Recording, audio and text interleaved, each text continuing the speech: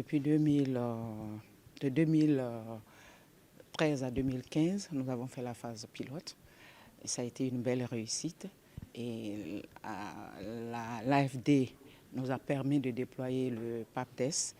C'est le projet d'appui à l'amélioration des apprentissages premiers et de la direction des établissements scolaires.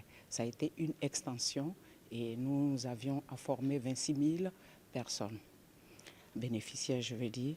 Et après avoir identifié leurs besoins de formation, nous avons pu élaborer les outils de formation qui sont délivrés parce que nous étions en mode hybride, c'est-à-dire allié présentiel et distanciel.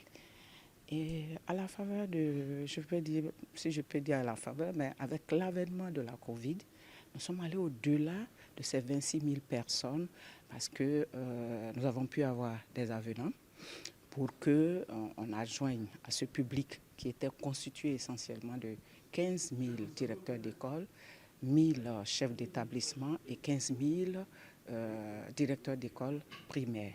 À cela, nous avons pu ajouter 2 500 enseignants, directeurs d'école maternelle et nous sommes arrivés à près de 30 000 personnes de formées.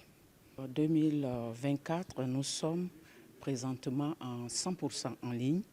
Il y a 400 personnes que nous sommes en train de former exclusivement 100% en ligne. Ces personnes n'ont rien, ce sont des enseignants, elles n'ont rien à voir avec IFADEM, elles n'ont jamais fait IFADEM, mais la plateforme des instituteurs nous permet de mettre cela en œuvre.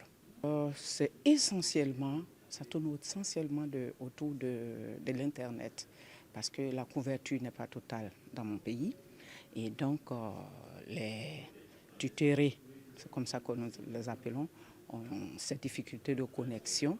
Mais comme solution, on fait appel à leurs supérieurs hiérarchiques qui sont les inspecteurs de l'enseignement primaire et qui leur permettent de se connecter. Aussi pour pouvoir réaliser les activités. Mais avec l'appui de l'IFEF, nous avons pu leur donner des datas de connexion et c'est avec cela qu'ils arrivent à travailler. En Côte d'Ivoire, on était au primaire, mais avec ce que je viens de vous dire, les directeurs d'école primaire, les chefs d'établissement ne reçoivent pas de formation, ils sont nommés et ils se forment sur le tas.